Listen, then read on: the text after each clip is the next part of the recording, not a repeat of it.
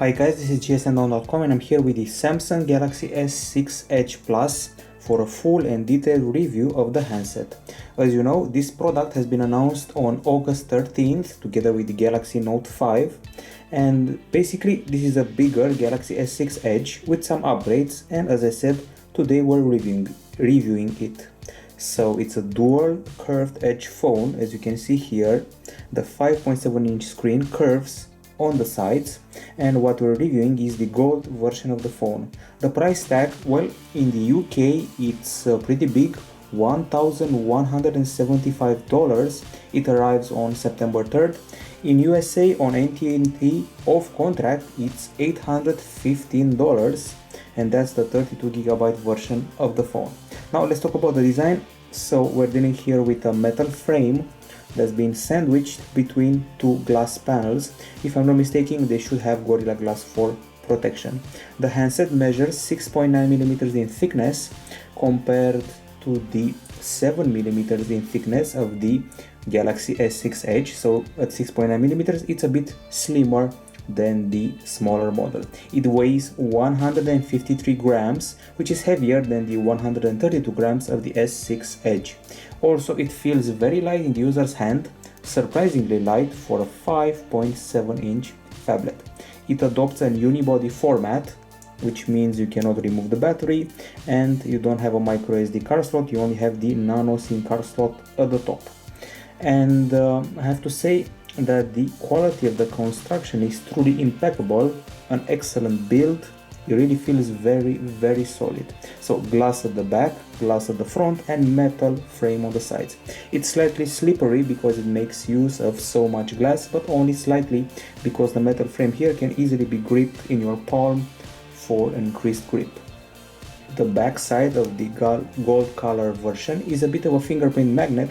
It also takes on grease and fingerprints, so that's not exactly aesthetically pleasing.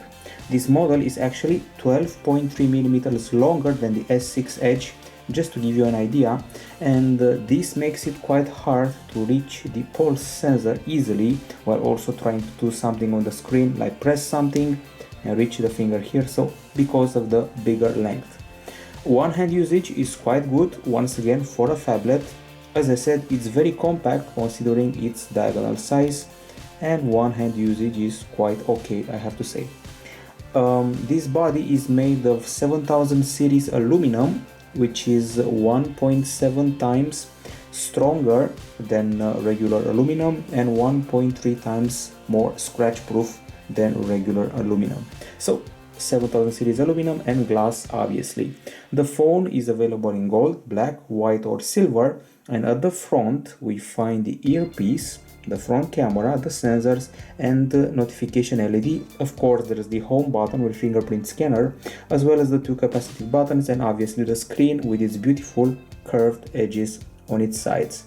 Other than that, we go to the back where we find the slightly protruding back camera. By the way, I think I forgot the front camera. So front camera next to the earpiece, back to the back. So main camera here protruding a bit with the LED flash and pulse sensor right here, plus all the other camera mechanisms. Doesn't protrude as much as one would expect. So this is the back, and at the top we find the nano SIM card slot and microphone. As you can see, they're not aligned. Apple fans usually criticize that, the lack of a proper alignment here and symmetry. At the bottom we have the micro USB port, the speaker, microphone and audio jack, also not aligned. So if Apple fans looking for critique, they could critique this, the lack of a line going through here and fitting them on the same axis. Now we move further to the left side. On the left side we have the volume buttons that are quite slim but also pretty comfy, while on the right side we have the on-off button, very small and slim but also comfy.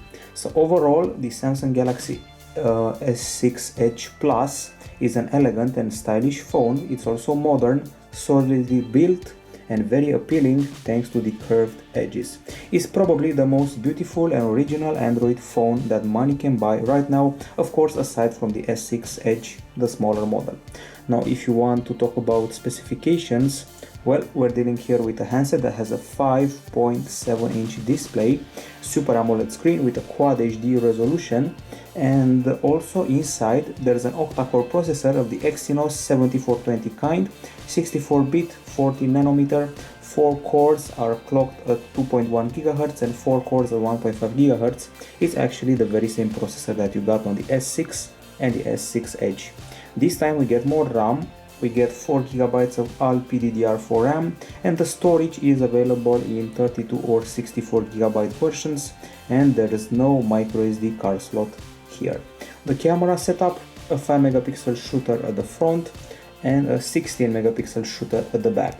On the connectivity side, what we're getting here is LTE category 6 or 9, depends on the country you're in. There's also Wi-Fi 802.11 ABGN-AC, MIMO support, Bluetooth 4.2 LE, and plus NFC, GPS and GLONASS. The sensors list on this device is quite rich. We got accelerometer, proximity sensor, RGB light sensor, geomagnetic, gyroscope, fingerprint, barometer, Hall, and finally heart rate. The battery that we got here is a 3000 mAh unit. It's a lithium-ion unit according to CPU-Z, and it's an upgrade from the Galaxy S6 Edge that had a 2600 mAh unit, so 3000 mAh here. On paper, this battery should provide you with 28 hours of talk time or 14 days of standby. In our test, that involves HD video playback in a loop with Wi-Fi on and brightness of 50%, we achieve 11 hours and 9 minutes of HD video playback, which is great.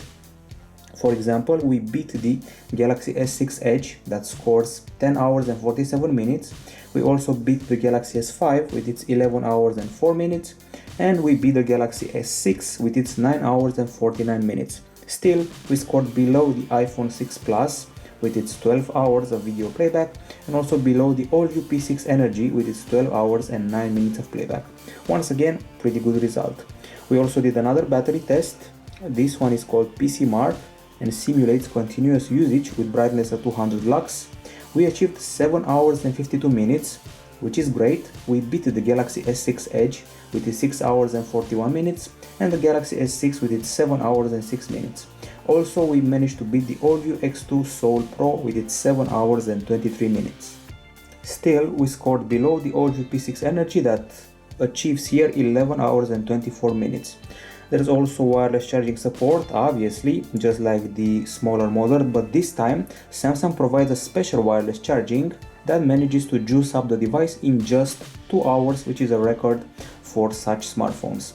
Wired charging is also impressive. It took us only 1 hour and 5 minutes to get this device to 100%, so from 0 to 100% in 1 hour and 5 minutes. That's an incredible performance and probably the fastest charging we've tested here. Even Samsung promised 1 hour and a half. We achieved 1 hour and 5 minutes, which is the best charging time on the market. Keep in mind, this is a phablet, not a regular phone. We beat the Galaxy S6 that charged in 1 hour and 10 minutes, and we also beat the OnePlus One that charges in 1 hour and 15 minutes, as well as the Galaxy S6 Edge that charges in 1 hour and 25 minutes. Overall, it's a great battery, and this great battery can be amplified using special settings. And by special settings, we mean those ones here from the battery. You can view your battery usage here with graphs and all that and estimations. You can also view abnormal battery usage, and we got a power saving mode that will reduce maximum CPU performance, screen brightness and frame rate, also disable vibration feedback and reduce some connectivity aspects. Plus the ultra power saving mode, the famous mode that has been available for a while. It makes the interface grayscale. It cuts some of the applications and features to a minimum and turns off mobile data when the screen is off to get extra juice from the battery. As you can see here, you'll more than double your battery life if you activate it. So once again, an excellent battery. It beats pretty much every phone on the market aside from the odd model with a huge battery pack. So excellent, especially the charging, which is very, very impressive. Now, as far as the acoustics are concerned, we got the speaker right here, and we're using what seems to be the typical Samsung music player with a typical interface with some material design influences. Okay, so let's start and go straight to the options. We got Sound Alive, we got the equalizer with normal, auto, pop, classic, jazz, rock and custom. And then if you enter details, you will see 7 channels to customize and options like 3D, bass, clarity and concert hall, as well as adapt sound that finds the best sound for you, basically tweaks the experience in the headphones, and these 3 options available with headphones. UHQ upscaler that enhances the sound resolution for music and videos in headphones, Sound Alive Plus which recreates rich surround sound, and Tube Amp Pro, better felt in songs with guitar, for example. Other than that, we also have other settings like play speed, smart volume, and let's see if we forgot anything. Yes, these 2 knobs, you can set up the song with more bass or more treble or more vocal or more instruments and degrees between them. Okay, we spoke so much about theory, I guess it's time to get to the practice and listen to some tunes.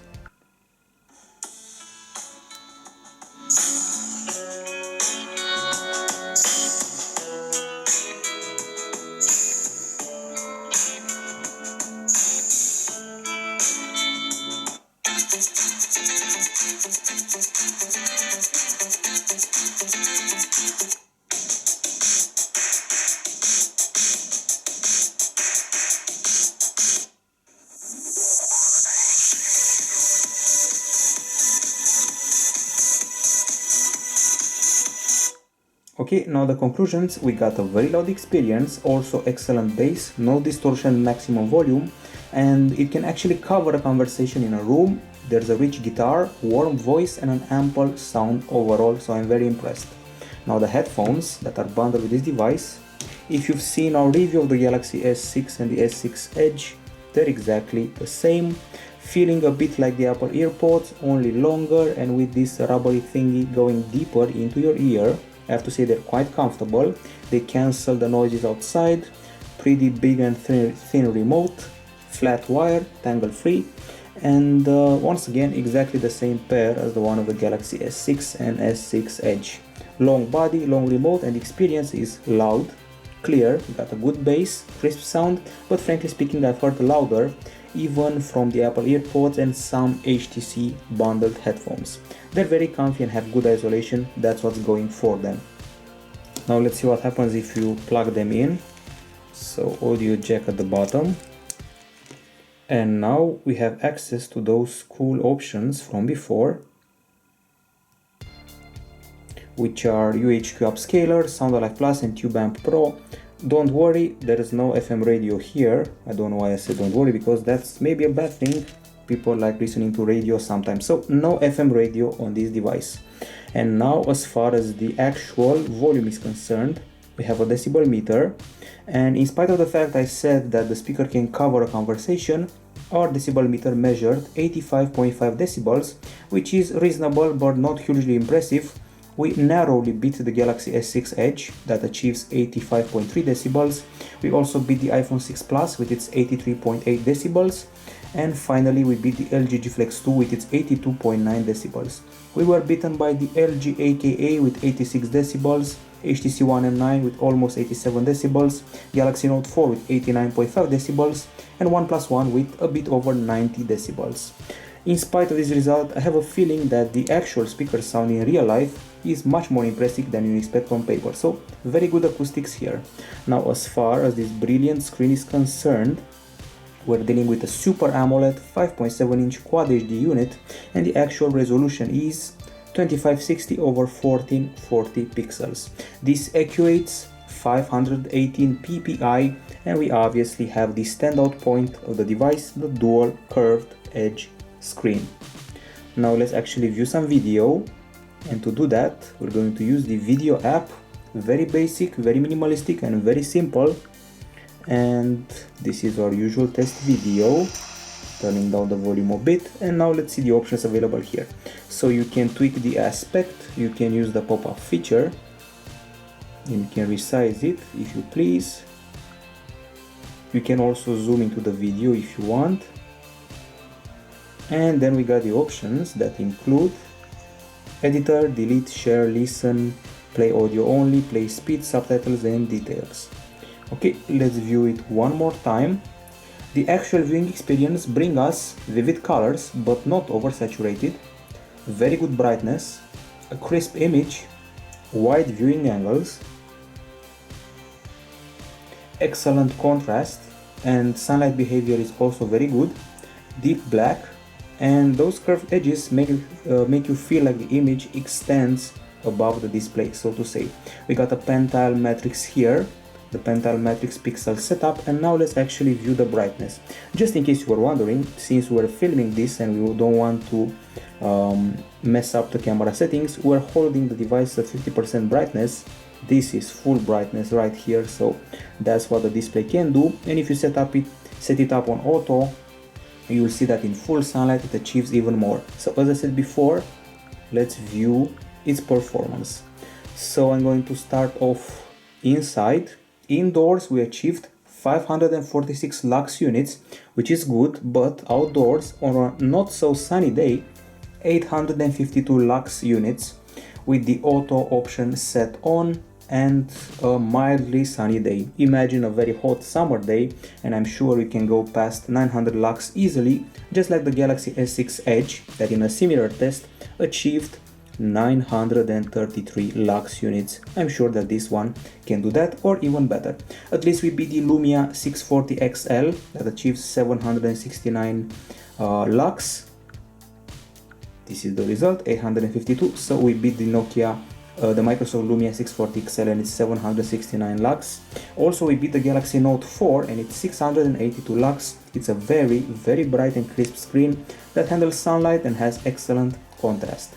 We also have special settings for the same display, and they're the following. We got brightness with auto, we got font with a few sub options here, one-handed operation allowing you to reduce the screen size and do one-hand input, so press the home button 3 times and you have resized the screen to a smaller version of itself. Okay, go to the display and cancel this. Then we got screen timeout, smart stay, that's famous for a while, and screen mode. We got adaptive display that adapts to the situation and to the app, AMOLED cinema with a bit of oversaturation, AMOLED photo a bit more realistic, and basic, which is the industry standard color choice, so to say. So an excellent screen, one of the brightest on the market, if not the brightest. We didn't have a sunny day enough to test the auto light sensor. In the end, I would have to say it's an excellent and very crisp display. Now as far as the camera goes, there's a 16 megapixel shooter here with optical image stabilization and f1.9 aperture. At the front, 5 megapixel shooter, f1.9 aperture again. It should be the same camera combo that we had on the Galaxy S6 Edge and the Galaxy S6. Now the same back camera has about 1/3 of an inch sensor, or even smaller than that. It comes with 1.1 micron pixels, and the camera can be very easily triggered by double pressing the home button, as you just saw. That's very fast. It's actually faster to trigger than the camera of the Galaxy S6 Edge by about 0.1 seconds from what I've heard. This camera comes with smart optical image stabilization and something called VDIS, Video Digital Image Stabilization, available for the back camera and also the front camera, plus auto real-time HDR, and once again the camera opens up very fast. So we got this castle here that we're going to use in our analysis of the camera. Okay, so let's get things going. The interface is very similar to the experience of the Galaxy S6 and S6 Edge. It's minimalistic and we got a lot of white text to deal with. We have effects available here like monogram, delicious, vivid, film or gold. Each of them has 2 sub options like strength or vignette that can be set up, and if you want you can download even more effects. Quite a few of them actually. And there's another option here, this one that allows you to remove some of the effects.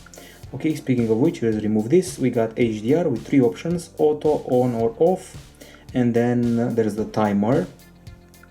Transparency is a big deal in this interface, and minimalism. The resolution, well, the maximum one is 16 megapixels in 16:9, we got 12 megapixel in 4:3, or 8.9 megapixel in 1:1. Then we have the settings area with options for the video capture for the back camera. We got 4K, Quad HD, Full HD in 60 frames per second or Full HD in 30 frames per second, and obviously lower resolutions. These are the options available here. You can also record HDR video, by the way. There's tracking autofocus, video stabilization, grid lines, location tags, review pictures, quick launch, save as raw file but only in the Pro mode, voice control and volume keys functionality. Okay, now with this out of the way, we can go to the right side where you find the gallery shortcut, video shortcut, shutter button, front camera shortcut, and finally the modes. The modes are auto, pro, selective focus that allows you to take a picture and then allows you to refocus in that picture on the foreground or the background, panorama, video collage. This is a new feature actually. It takes 4 videos, 6 seconds each. It creates a collage with the screen split in 4 and allows you to edit it with background music and some cool effects. Live broadcast is also a new feature, allows you to broadcast straight to YouTube from your camera. Slow motion video and fast motion video with a few sub options related to the speed of the playback. Virtual shot, which basically is a way of spinning around an object in 3D and creating a perspective of that device. And you can even download more modes like sports, surround, dual camera, foot shot, and other things like that. Now I want to insist on the Pro mode. You saw it on the Galaxy S6 and S6 Edge. Well, on the S6 Edge Plus we get a few extras.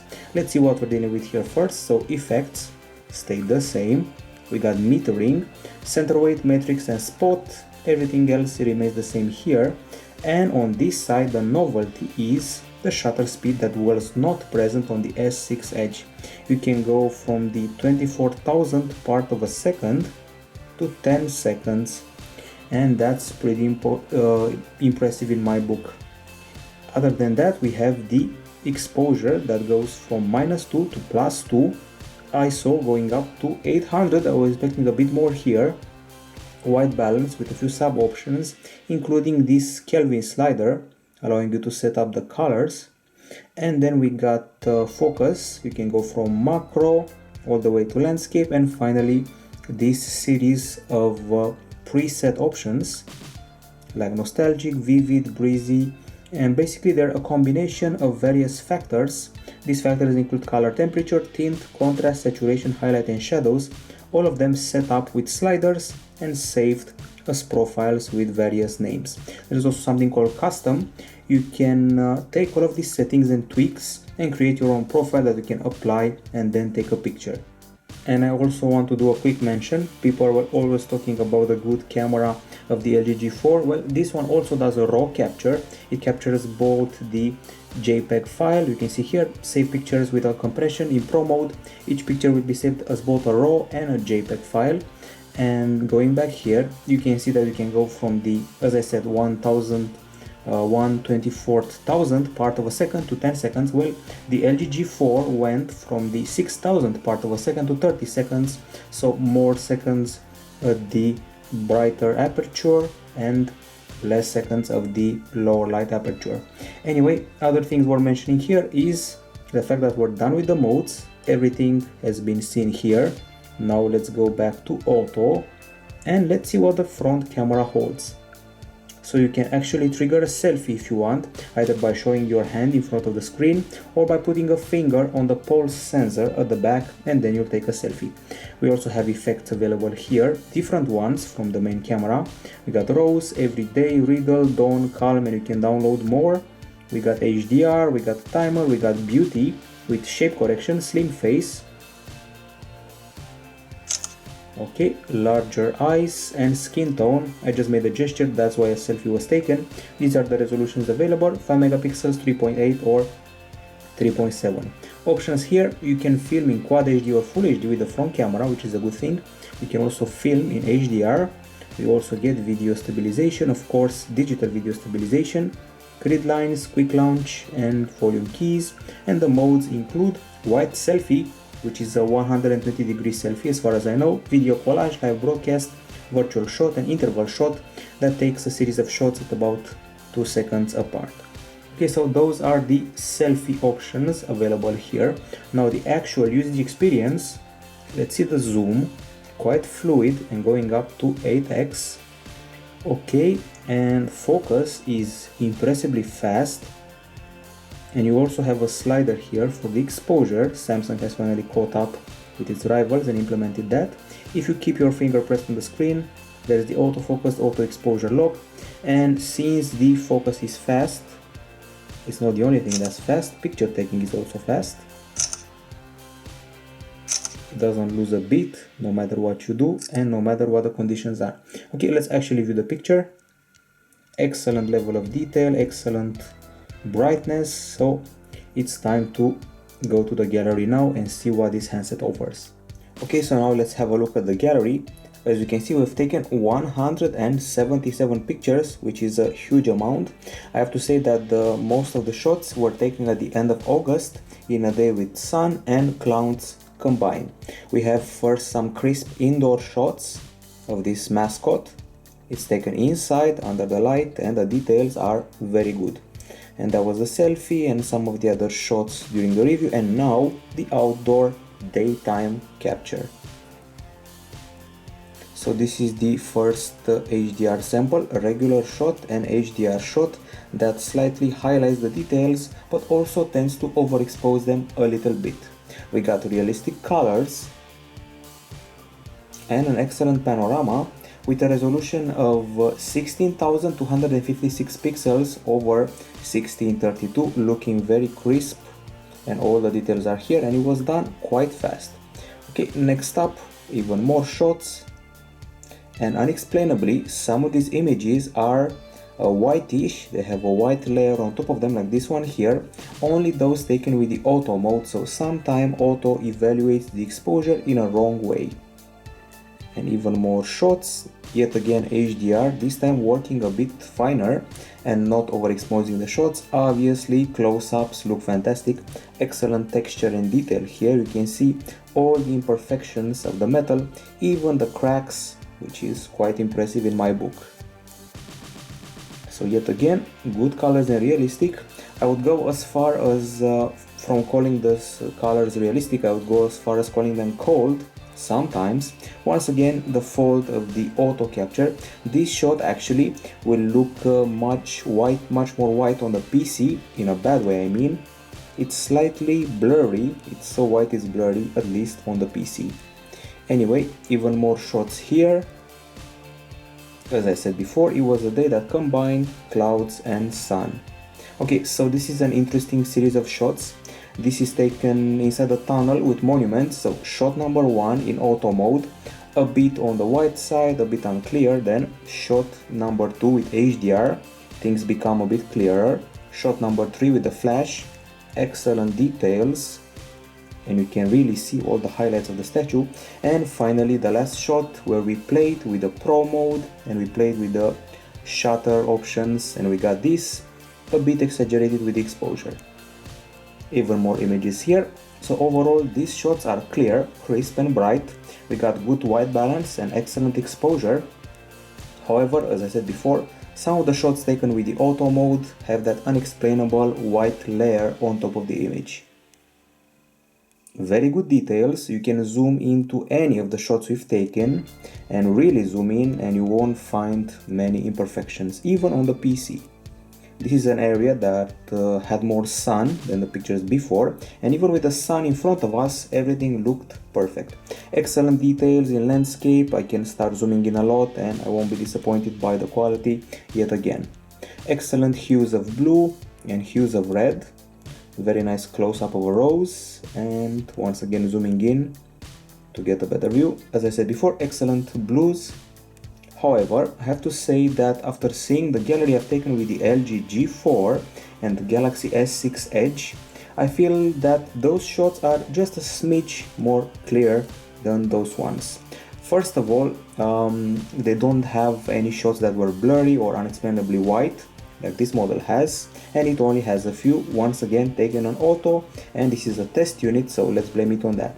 However, we took a shot where we captured the rainbow, which is not something you see any day on a smartphone. The obligatory shots of flowers that are taken in close-up are here, very detailed, and we even played with selective focus.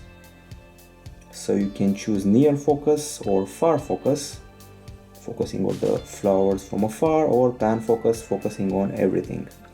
Okay, and more shots of flowers, excellent colors this time, great details, and really some of the best close-ups and macros I've seen in recent history on a handset. And even more shots. When it comes to colors, brightness, exposure and white balance, I have no complaints, but once again the auto mode in some situations may disappoint you a little bit. These shots were taken in the shade and still the images look quite fine. Excellent colors in those paintings. And even more shots, and this is where I played with the details. So regular shot, 3 times zoom, still good, and 8 times zoom, some grain appears, but not enough to call it a flop. Excellent detail even at 8x zoom. Okay, and this is yet another test of the HDR, which clearly shows that it kind of burns the image when used. Just look at these 3 over here. So regular 3, nothing wrong with it, and HDR 3 feels a bit oversaturated and burnt. Okay, even more shots, monuments and stuff like that. Once again a bit too white for my taste. I'm sure a software update will make the camera perfect, just like the one of the Galaxy S6 Edge.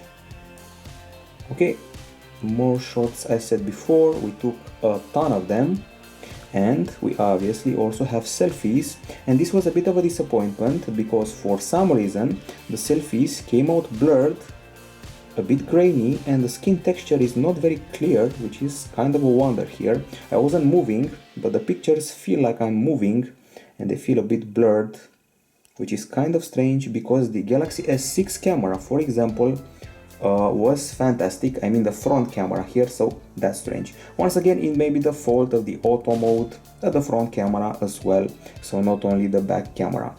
We also have some more inside shots, these smoothies, close-ups, excellent texture, so nothing to object here.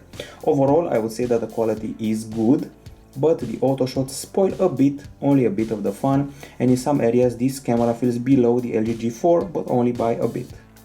If I'm going to be harsh about this phone, I could go as far as compare it to the Galaxy S6 Edge, the LG G Flex 2 and the LG G4. Those 3 phones had not one single shot that was blurry or white, while this one has at least 5. So this camera is on paper at least 7% less impressive than the LG G4, G Flex 2 and S6 Edge, but once again it's a test unit, so maybe with a few software tweaks it will get to the level of perfection where you don't get one single blurry or white shot. In the end, people aren't always using the auto mode, and if you're using the pro mode, you can set it up and never take a blurry shot in your lifetime.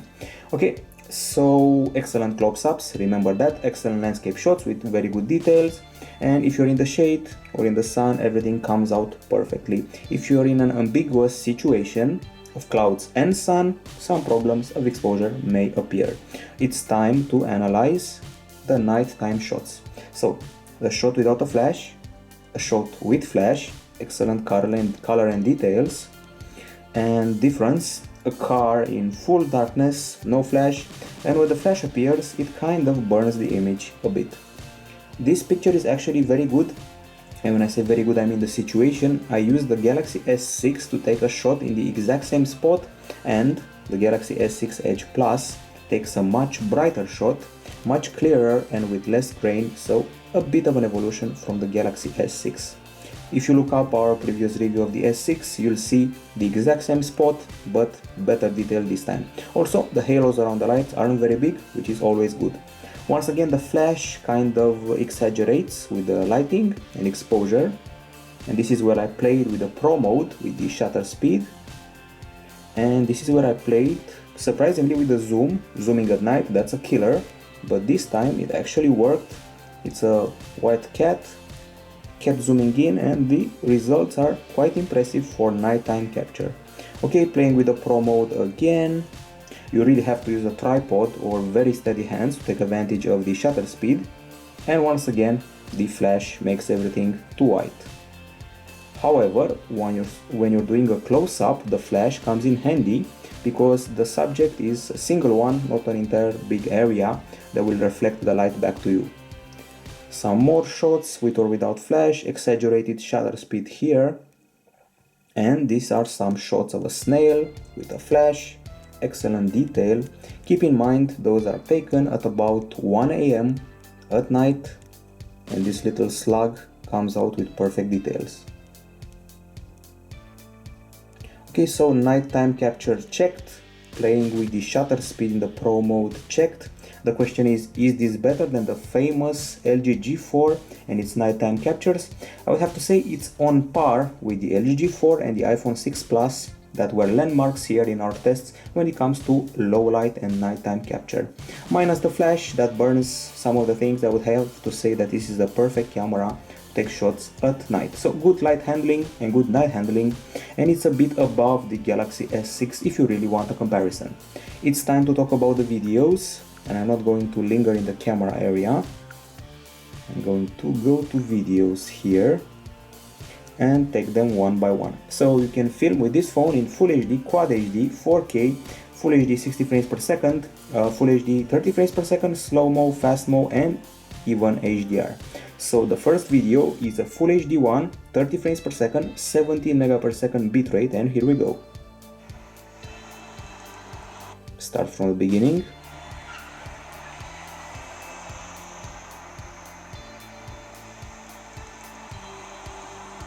Great quality, good stabilization, realistic colors, and good focus.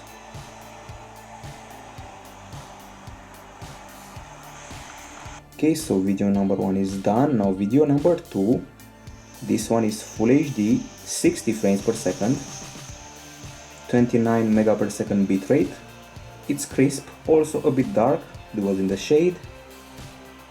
Cinematic feeling, as usual for 60 frames per second clips, and some detail loss when zooming in. Not extreme, but some. The third video is a 4K one. I have to say, I won't use any adjectives, I only say this. This is the best piece of filming I have ever done with a smartphone, and that should tell you everything. It's good enough to make it into a, I don't know, movie in the cinema. It's perfect. Perfect white balance, exposure, focus, stabilization, anything you need is here. 4K resolution, 48 megapixel bitrate, just the perfect piece of filming. Minus the audio hissing, there's a slight hissing here.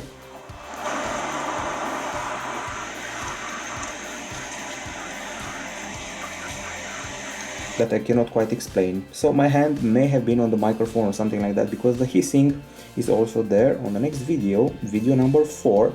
This one is Full HD, 30 frames per second, but this time, for the first time, the stabilization is on and we're walking. Colors remain excellent, brightness is good, exposure too, and in spite of walking on some pretty steep stones, there is not a big jerking going around, so the camera doesn't jerk a lot. So excellent stabilization here. Okay, and then we return. Stabilization is still on, and this time HDR is also on, making everything feel just a bit brighter. At least it doesn't burn the image like the HDR photo capture did. It's crisp, it's clean, and the colors are excellent, but the hissing sound is kind of annoying. Maybe a software problem, it may be my hand on the microphone, I don't know, but hopefully that won't happen to the final unit. Okay, time to return to the gallery, because the video app will not show me the slow-mo or fast-mo clips, so let's look them up. We have 2 slow motion clips, 1 fast motion, and let's look for them. So this is the first one, it's the slow-mo clip with quite good quality and some creepy sounds. Let's take this here, you can select the area that you want to be slowed. Here we go. Creepy sounds in action.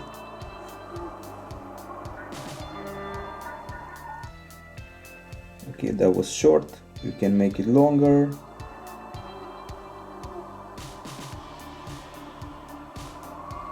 And you can even make everything at much less speed, so 1/4 of the speed, or even 1/8 of the speed if you want to.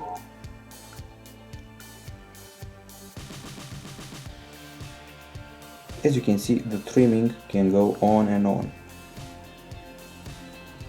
Okay, the same goes for the other clip. Looking for the fast motion one. Here we go. Nope, yet another slow motion, so let's enjoy this one as well. Okay, so 2 slow motion videos, and now let's try and look up the fast motion that I promised you. And this is it.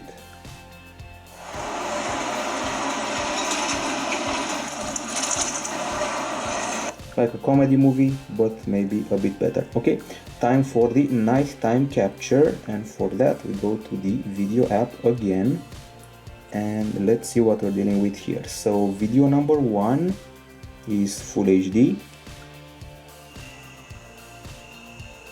It's a bit mediocre and grainy. The light is kind of decent still, but I've seen better filming at night, to be honest.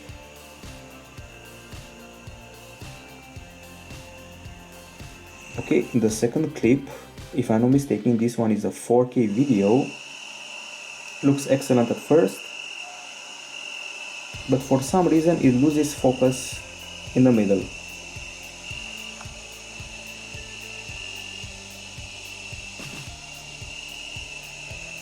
It's nice that you can hear the crickets, so nice audio capture. And finally, the last video, it's one that's Full HD, has good lighting and good colors, and looks pretty crisp.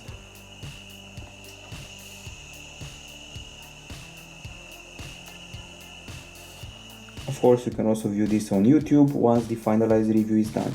So the conclusions, I have to say that the Galaxy S6 Edge Plus is excellent when doing daytime filming. It's on par with the champions iPhone 6 Plus, LG G Flex 2, and it also films better than the LG G4 in my book, but it films less impressive than the LG G4 at night.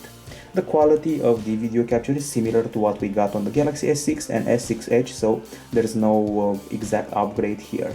Now overall, when it comes to the camera, I have gone to the samples of the Galaxy S6 and the LG G4 again during the daytime, and I have looked over them, and some of the shots are surpassed by this model, but some are not, for the simple fact that we have, let's say, 5 samples that are too white or maybe blurry. The phone becomes less impressive than the LG G4 and the Galaxy S6 Edge. However, if you play with the Pro mode, blurry pictures are totally gone. Close-ups are perfect, and filming is fantastic during the daytime and acceptable during the nighttime. Once again, all I mentioned before, all that was flawed, could be the fault of a test unit or the requirement of a software update. In the end, if you use the Pro mode, you should have no problem whatsoever, plus a ton of options. And what I like best about the camera, the speed. You can really trigger it very fast, and picture taking is excellent. Okay, so we're done with the camera, but we're not done with the experience. You can go to the gallery and select not only albums, but also something called events, and you will see that the phone will automatically create video highlights. Basically, just like HTC Zoe, it creates a video summing up your day, and if I'm not mistaken, you can even choose the content to show in that video highlights. Let's try this.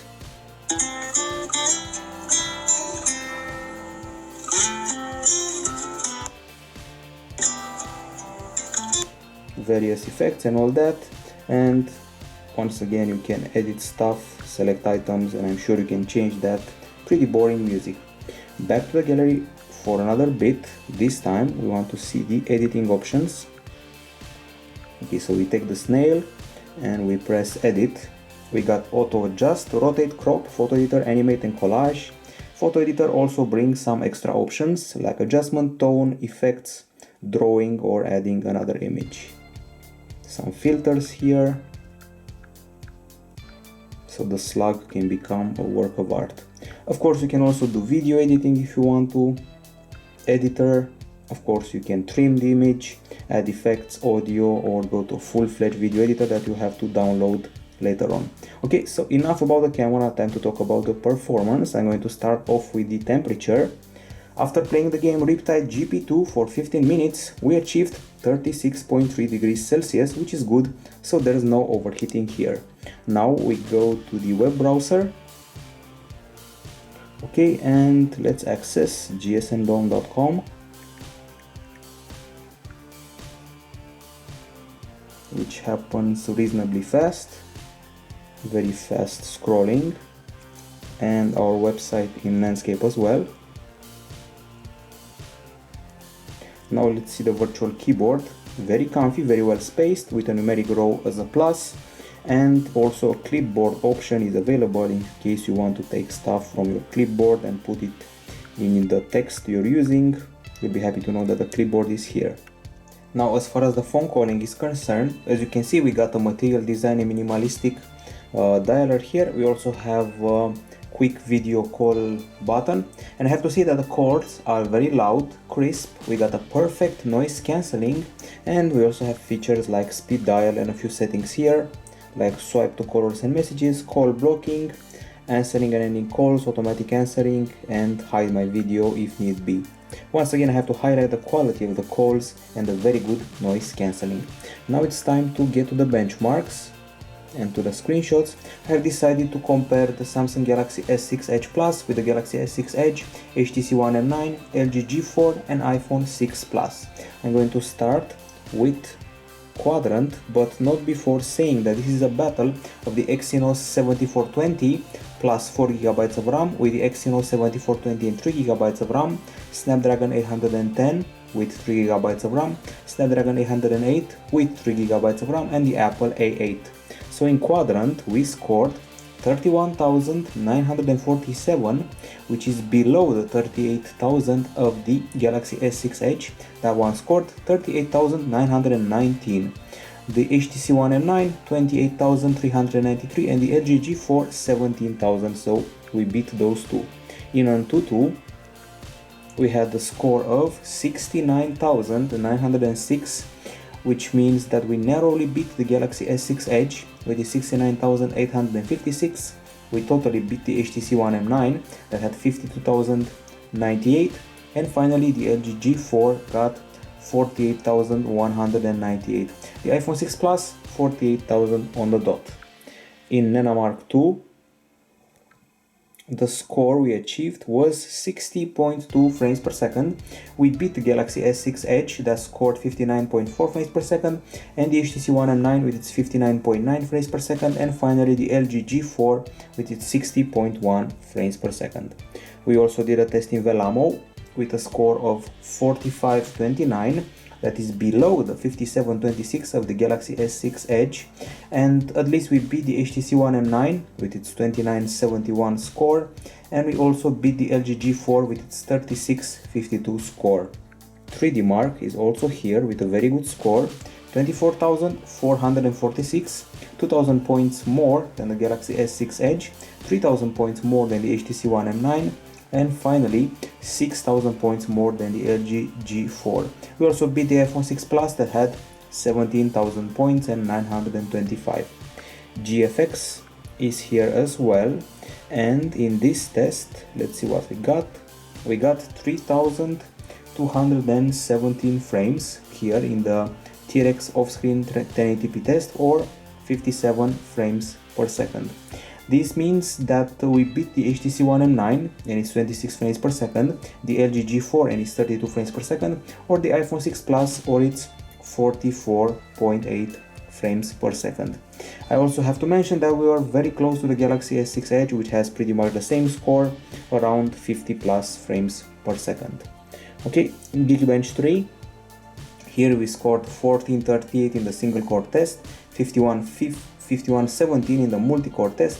We basically beat everything. The Galaxy S6 Edge had 1454 here and 4717 here, so we beat that model. HTC One M9 1007 and 3843, LG G4 1138 and 2996, and finally iPhone 6 Plus 1629 and 2922. So we beat all of them, maybe except for one single core test or two.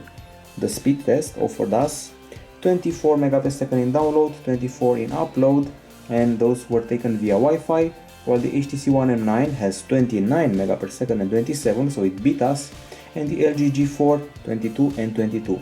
Finally, iPhone 6 Plus 24 and 20. Browser mark. In this test we scored 1989, which means we are below the Galaxy S6 Edge that scores 2706, HTC One M9 had 1658, and LG G4 had 2093. SunSpider, where the lower the better, we had the score of 730, while the Galaxy S6 Edge had 538, and HTC One M9 1174, LG G4 517, and the iPhone 6 Plus 363. The last one, Basemark X, 36,210 in the medium test, Galaxy S6 Edge 27,116, HTC One M9 17,891, and finally LG G4 25,188. Overall, this model wins 5 out of 11 tests, mostly because of the Galaxy S6 Edge that scores more than it in a few tests. Without the Galaxy S6 Edge, it would win in 8 out of the 11 tests. So overall, great performance, no trace of lag whatsoever. You can scroll around the menus as long as you please, play with as many apps as you want, or close them all at once, and run games like a charm. I even played a very graphically intensive game like Oddworld Stranger's Wrath. It's a game from the Xbox, so you know that's graphically intensive, but also Riptide GP2. That's our usual benchmark game. Let's turn down the volume a bit, career, and this race. Starts very fast, excellent lighting and shadows, the water is incredibly crisp, feels like a console, it should be. We got a Quad HD screen, we got 4 GB of RAM. A few years ago it would have been a perfect PC for many people.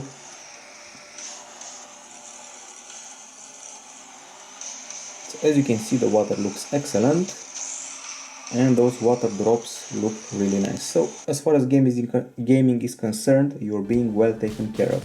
Now, as far as the operating system and user interface goes, let's see what we're dealing with here. Android 5.1.1 Lollipop, the latest Android with the latest TouchWiz applied on top. Basically 90% of the experience of the Galaxy S6 Edge is here, but with some minor tweaks. The interface is colorful, minimal, flat, and at the same time it has some material design elements and some unique Samsung attributes. The multitasking is done, as you saw before, as a carousel. Of course, you need to open up more apps if you really want to enjoy it.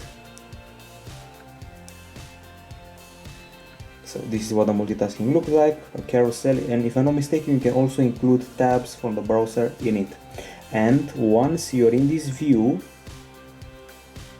you will also see this little symbol here next to the X, which signals an app that can allow you to go split screen if you want to, and then you can pair it with another app in the queue, and then you have the split screen functionality. Maybe it also works in landscape mode, as you see, so there's no maybe here. And of course you can swap the windows if you want to, you can enlarge one of them, and you can even transfer content from one side to the other, like text or photos, take them from the gallery, put them in an email, or take a web address and put it in an email, and things like that. Okay, so that's split screen in a nutshell, very easy to access from this mode, or if you don't want to go to multitasking, you can keep it pressed and start opening apps in the split screen view. On the leftmost side of the screen, of the home screens, you will see Flipboard, good old Flipboard that hasn't changed very much from its last iteration. You get various categories with various information sources, and the articles show up like this with a focus on text and some pictures and a lot of swiping. The option to save or share is also here. So that's Flipboard. Of course, it can be deactivated if you don't like it. If you keep the finger press on the screen, you'll trigger wallpapers, widgets, themes, and screen grid. Wallpapers are available like this, with motion effect or without. Widgets, typical for Samsung. Some of them are very interesting. We got alarm, that looks fine. Got Flipboard and dual clocks, Galaxy apps and Google app, Google Play Store, messages and OneDrive, Paper Garden is also here with its publications, as Health with very useful step counters, WhatsApp and Smart Manager, all of them are here. Okay, and let's go back. We also have themes and a theme store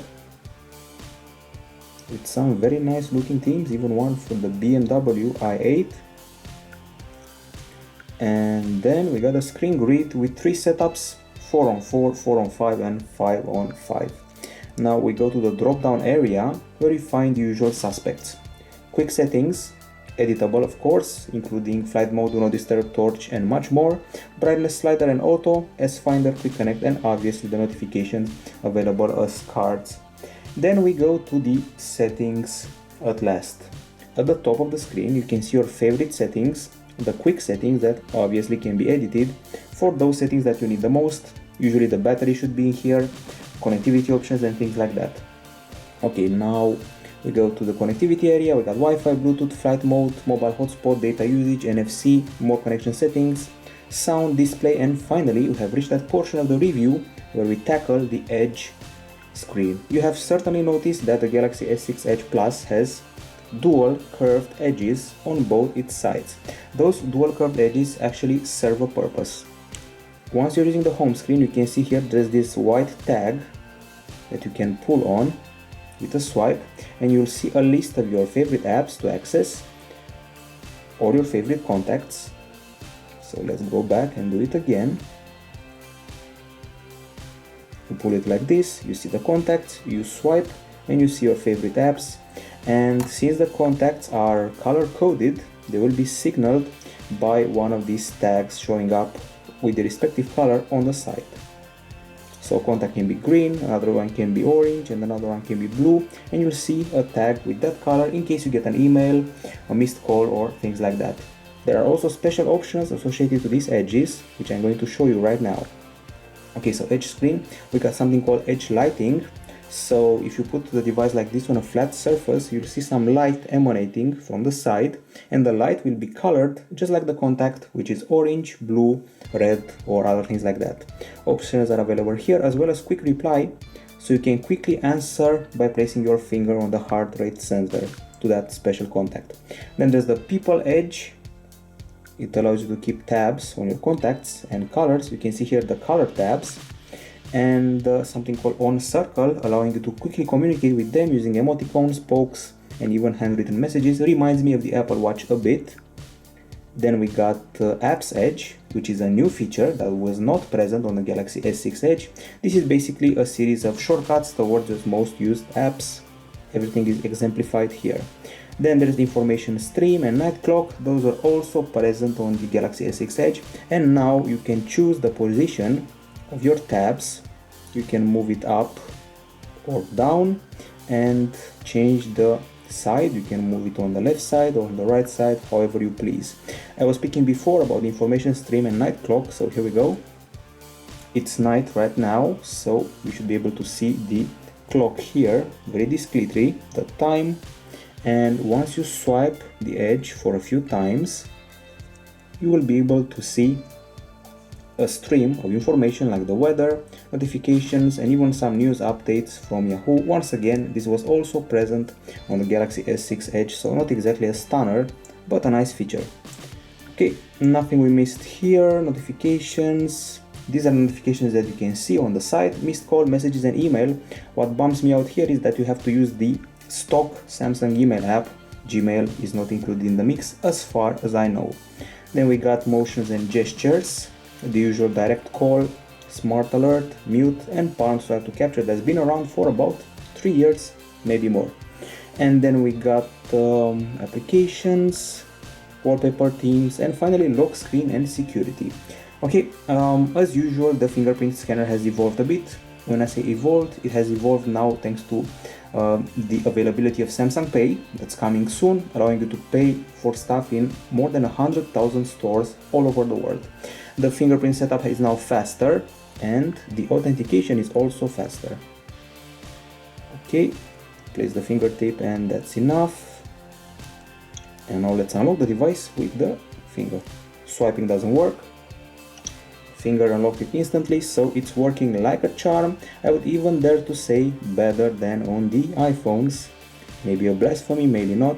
Anyway, let's go here and remove the lock. I recognized it instantly. I remember the times when Samsung first implemented this security method. I kept pressing, getting annoyed, it didn't work. Now it works like a charm. Other options: unlock effects, fingerprints, device security, and this allows you to scan your device and install Minox, so you can create an isolated space for all of your secretive content and work stuff. Then we got privacy and security here with a private mode available in case you want to hide stuff from other users. Easy mode, accessibility, language and input, and that's pretty much it on this device. It's time to go to the apps area and see all the pre-installed apps. I have to mention there is not much bloatware here, and as a bonus, OneDrive gives you 100 gigabytes in the cloud, a bonus for buying this phone. So we start off with Google, special folder, Google, voice search, Gmail, Drive, Play Music, Hangouts, Photos and Google Settings, Social, Instagram, Messenger and WhatsApp, Tools, My Files, Voice Recorder and Samsung Gear, if you have a watch made by Samsung, that's useful. Then we got the calculator with material plus Samsung UI influences, Chrome, clock, contacts. Then there's email, Facebook and Flipboard and Galaxy apps. If you check it out properly, you should be able to find specials which refer to these stripes that can be applied to your Edge. Sadly, there are only 2 of them, both related to publications. For now, I want to see more of that later on. The Galaxy S6 Edge has been around for many months now, and still only 2 apps for the Edge is really not used to its full potential. Okay, so the list goes on. We got Galaxy apps, gallery, we got internet, we also have maps, Google Maps in the latest version, constantly updating, using the GPS to find us, some satellite love here. Didn't load as fast as I thought it would, but it looks fantastic on this curved edge screen. Going further, we got the Memo app that allows you to integrate images, categories, voice and tasks. And then we got music, we got OneDrive, we got Paper Garden that for some reason didn't seem to work these days when I was testing the device. Should show you some publications, things like Vogue or Top Gear magazine or whatever photo or gadget magazine you're reading. Then we got the phone, Play Store, S-Health. It has been keeping that minimalistic interface that surprised us on the Galaxy S6. Usually the S-Health application was very cluttered, very messy. Now everything is well organized and minimalistic. You can manage your items here like steps, walking, running, cycling, food, water, caffeine, weight or sleep. Heart rate is also available. You can take your heart rate from the back, but not only the heart rate, you can also measure your stress level and your oxygen level in your blood. So let's try that out. When I first handled this device, my first objection was that it was too long to properly measure the heart rate.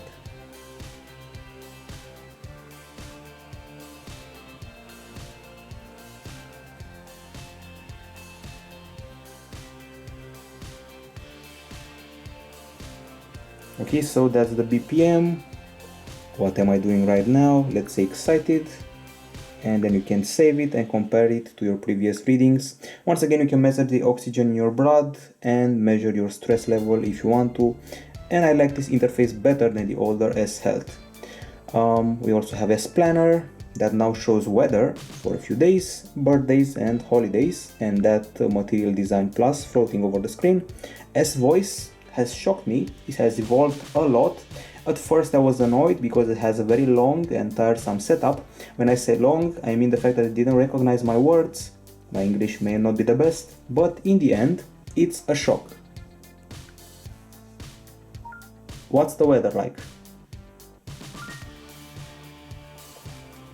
Here is the weather for Dnipro and Vilfov. There is a good cloud in the sky today. Okay, now here comes the shocker. Play music.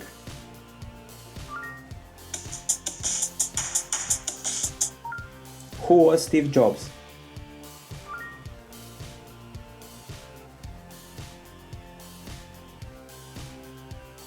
Here is the answer to your question.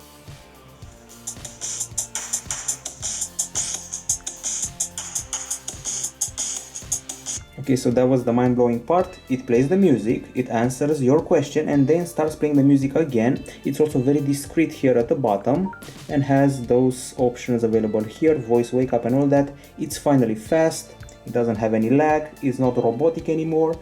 Finally, a rival for Siri. It's not Siri-esque yet, it's not Google Now yet, but an evolution for certain from Samsung, one that I wasn't expecting, to be honest.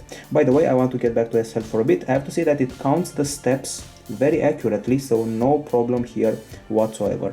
More apps, we got Site Sync if you want to mirror your device to another one, Smart Manager if you want to handle your battery, storage, RAM and device security, clean them all, clean your memory, your RAM and viruses if need be. We got something called Telly. Apparently you can watch TV shows with it. You need to log into your account. It also uses social networks, some freebies offered as well, and aside from that you can also socialize, post comments and view popular videos from all over the web. Okay, and then we got YouTube and videos and play games, and that's the whole list of applications that are pre-installed on this device. The interface, once again, is very fluid here. There is no lag. Luckily, we got rid of the bloatware. Usually, a few years ago, Samsung had bloatware. Even the Galaxy S5 had bloatware, but with the Galaxy S6, bloatware started to be gone. Also, with the Galaxy S6, Samsung offers you the option to uninstall most of the apps available here, including S-Voice, so you can get rid of it if you want to. And now it's the time for the verdict. Once again, this is the Samsung Galaxy S6 Edge Plus, and here are the pros. On the pro side, we got the beautiful design, elegant design, a good battery inside with a fantastic charging, just a bit over an hour, and that's incredible. Also on the list of pros, we got great acoustics and a very bright screen. I'm sure it can easily get to 900 lux with that auto mode on a very sunny day. We got a useful shutter option in the camera area, especially if you have a tripod or have steady hands. Great quality filming during the daytime and great photo capture at night. Excellent looking close-ups as you just saw earlier. Lots and lots of camera options. Good benchmarks. Very fast and fluid interface. Lack of bloatware and uninstalling apps is also welcome. And I have to highlight again the beautiful design with the curved edges and a very compact phone considering it's a phablet. Now on the cons side, it's not all pros, you also have to have some cons. The edges still feel a bit gimmicky, I have to admit that. Their functionality is not life-changing.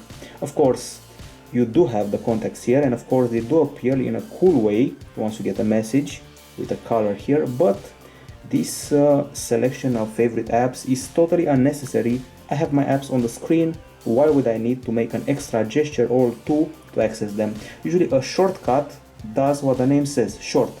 It's not shorten things, it's lengthening things to take a swipe more. So that feels like a bummer. The edges are more pleasing aesthetically than in a functional way. So where in the cons section the edges feel gimmicky, some of the shots taken with the camera on auto mode felt a bit blurry and whitish, some of the video capture had a hissing sound, the colors of the shots were a bit cold, some of the shots, the back tends to get smudged very easily, at least in this color version, the nighttime video capture wasn't exactly impressive, and the selfie was a bit of a disappointment for me. After all, some of these aspects related to the camera could be related to the fact that this is a test unit and not the final commercial unit, keep that in mind. And another bummer, you can only use one edge at a time, not the two simultaneously. I'm sure in the future, with the APKs and the APIs, developers will come up with more functionality for the edges. It all depends on the taste. Frankly speaking, I prefer the Galaxy S6 Edge. This is a bit too big for me. It's a bit too long for me, not very wide, not very thick, but too long for my preferences. It's a matter of taste. Other people will love this phone, and it's now time for the grades. I'm going to go ahead and give it a 9.8 out of 10 for the superb design. You really don't have anything to object here. 9.8, a very solid design, basically a work of art from Samsung. For the hardware, a 9.5, solid hardware, an excellent display, excellent acoustics, very good camera and fantastic battery, so why not 9.5. And finally, OS and UI. Samsung has come a very long way from the Galaxy S4, for example, 9.7 out of 10, and even S-Voice has evolved.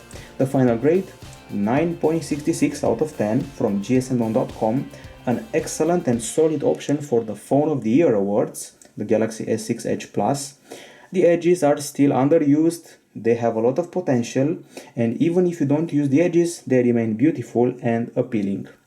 The combination here is perfect battery, perfect display, perfect acoustics. The camera may need some work or may not, test unit after all, and the rest is simply excellent. So 9.66 out of 10 from gsmon.com for the Galaxy S6 Edge Plus. That's it from us. Bye bye.